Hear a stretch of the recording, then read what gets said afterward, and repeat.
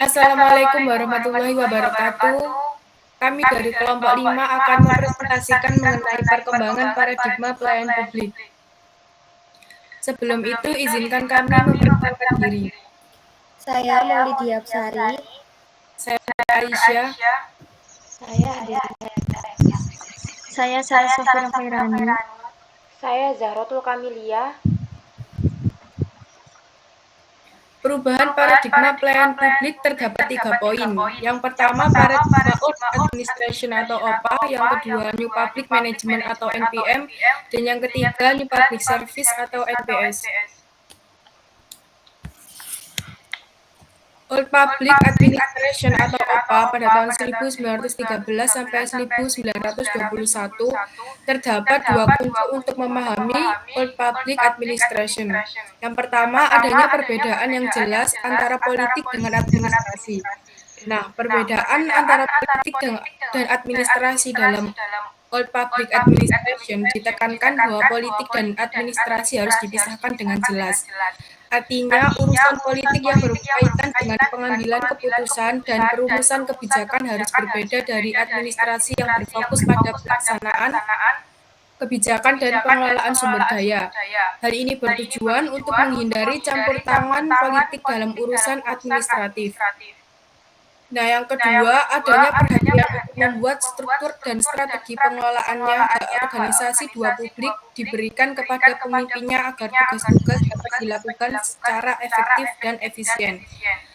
Pada public administration memberikan perhatian pada pembentukan struktur organisasi yang jelas dan strategi pengelolaan yang efektif, di mana pemimpin atau administrator publik diberikan tanggung jawab untuk merancang sistem yang efisien untuk menjalankan tugas-tugas pemerintah.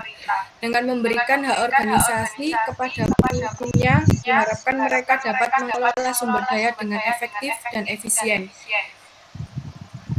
dan memastikan bahwa layanan publik diselenggarakan dengan baik.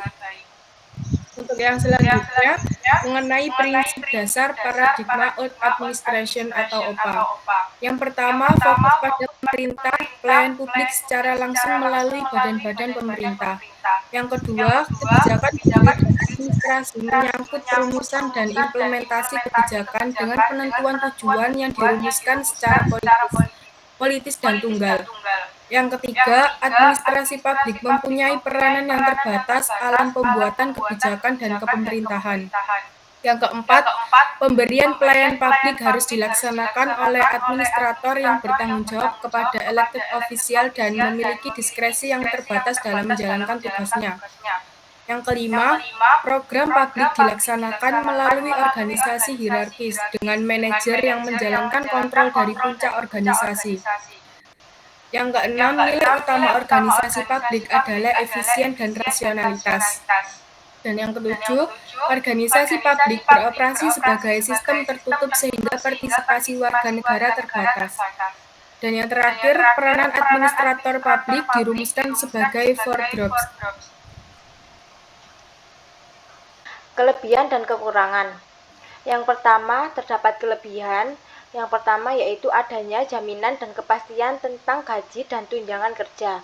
Kemudian yang kedua, kebijakan terpusat dan tujuan tunggal sehingga tidak ada multitafsir. Yang ketiga, mekanisme kerja struktur tersusun secara hierarki. Kemudian terdapat juga kekurangan, yaitu adanya kecenderungan isu-isu tertentu yang diterjemahkan secara politis dan sepihak yang bisa dituangkan dalam peraturan perundang-undangan. Yang kedua, diskresi kebijakan yang dimiliki oleh birokrasi sangat terbatas. Yang ketiga, sistemnya kaku, tidak fleksibel pada perubahan. Maksudnya yaitu kondisi birokrasi di Indonesia terlalu gemuk dan terlalu banyak formalitas, lamban, dan tidak totalitas dalam bekerja. Next. New Public Management atau NPM 1991. Aspek penting New Public Management NPM yaitu manajemen profesional di sektor publik, adanya standar kinerja dan ukuran kinerja, penekanan yang lebih besar terhadap pengendalian output dan outcome, pemecahan unit-unit kerja di sektor publik, menciptakan persaingan di sektor publik, Pengadopsian gaya manajemen di sektor bisnis ke dalam sektor publik, penekanan pada disiplin dan pengamatan yang lebih besar dalam penggunaan sumber daya.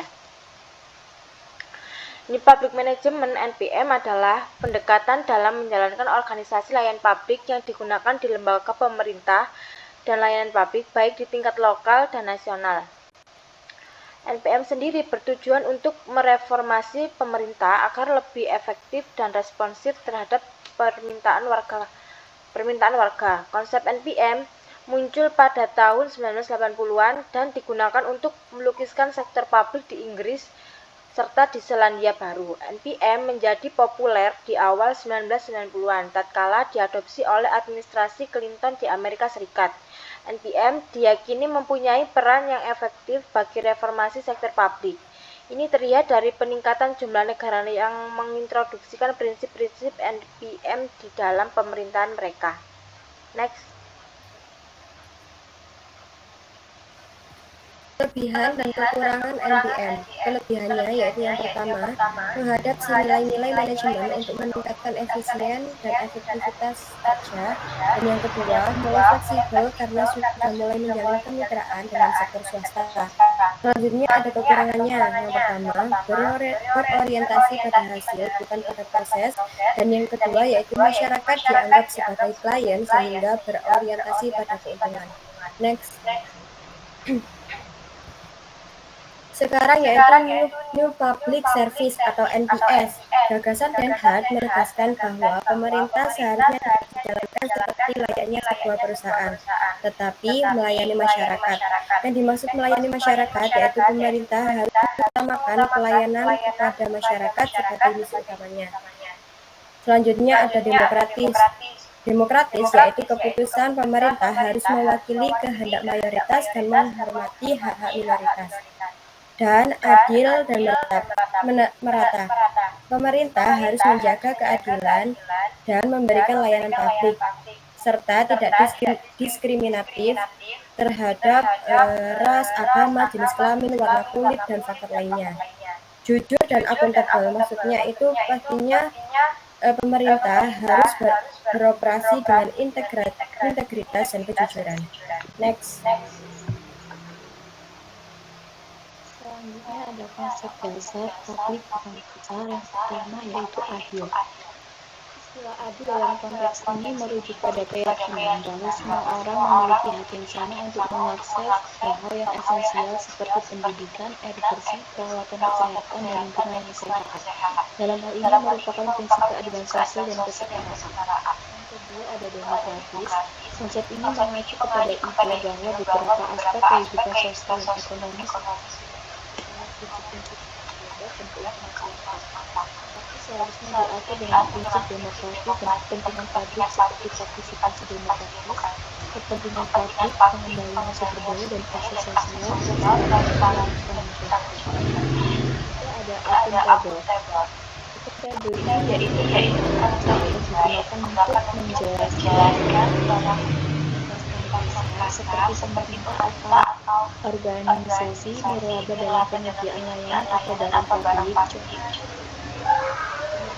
sebagai penyedia layanan atau fasilitas kepada masyarakat, entitas negara, dan kodeks ini merujuk pada keterbukaan, transparansi, dan kejujuran dalam hubungan antara pemerintah atau entitas publik dengan masyarakat. Konteks ini juga merupakan fondasi untuk menjaga sehat dan saling percaya antara pemerintah atau entitas publik dan masyarakat yang sangat penting dalam mewujudkan tata kelola yang baik ada tidak diskriminatif. Prinsip ini adalah fondasi bagi masyarakat yang inklusif, adil, dan beradab di mana semua individu diatur tanpa memandang latar belakang atau karakteristik pribadi mereka atau mengacu pada perlakuan adil dan setara terhadap semua individu tanpa memandang ras, agama. Contohnya seperti perlindungan HAM, kesetaraan, keadilan sosial, dan pelarangan.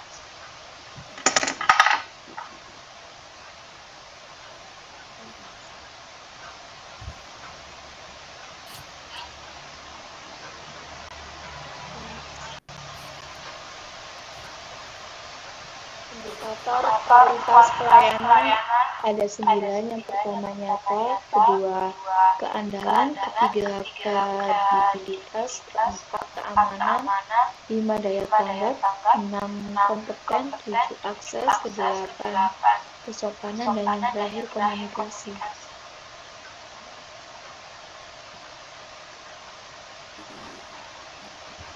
Prinsip New Public Service atau NPS. Yang pertama, melayani masyarakat sebagai warga negara, bukan pelanggan. Yang kedua, memenuhi kepentingan publik.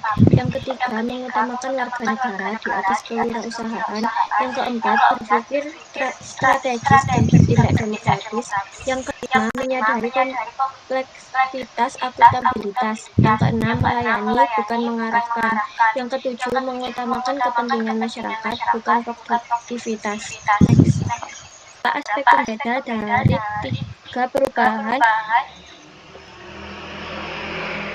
beberapa aspek pembeda dari tiga perubahan paradigma pelayanan publik. Yang pertama, aspek dasar teoritis dan fondasi epistemologi. Pada Old Public Administration, teori politik; New Public Management, teori ekonomi; New Public Service, teori demokratis. Yang kedua, rasionalitas.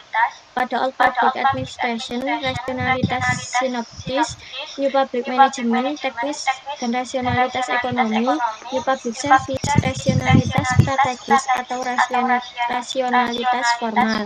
Yang ketiga, konsep kepentingan publik. Pada Old Public Administration, kepentingan publik secara politis dijelaskan dan diekspektasikan dalam aturan hukum. New Public Management, kepentingan publik mewakili agregasi kepentingan individu. New Public Service, kepentingan publik adalah hasil dialog berbagai nilai. Yang keempat, aspek responsivitas birokrasi publik. Pada Old Public Administration, clients dan constituent; New Public Management, customer; New Public Service, citizens. Yang kelima, peran pemerintah. Pada Old Public Administration, rowing; New Public Management, steering; New Public Service, serving. Yang keenam, pencapaian tujuan. Pada Old Public Administration, badan pemerintah; New Public Management, organisasi privat dan non-profit; New Public Service, koalisasi antar organisasi publik, non-profit, dan private. Yang keenam, pada Old Public Administration, hierarki administratif dengan jenjang yang tegas. New Public Management, bekerja sesuai kehendak pasar.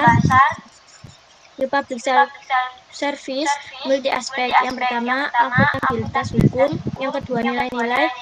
Yang ketiga, komunitas. Yang keempat, norma politik. Dan yang terakhir, standar profesional.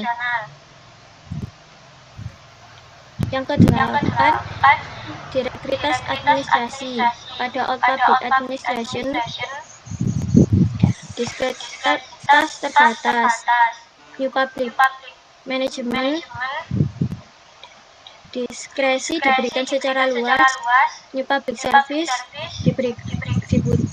diskresi dibutuhkan tetapi dibatasi dan bertanggung jawab. Yang kesembilan, struktur organisasi.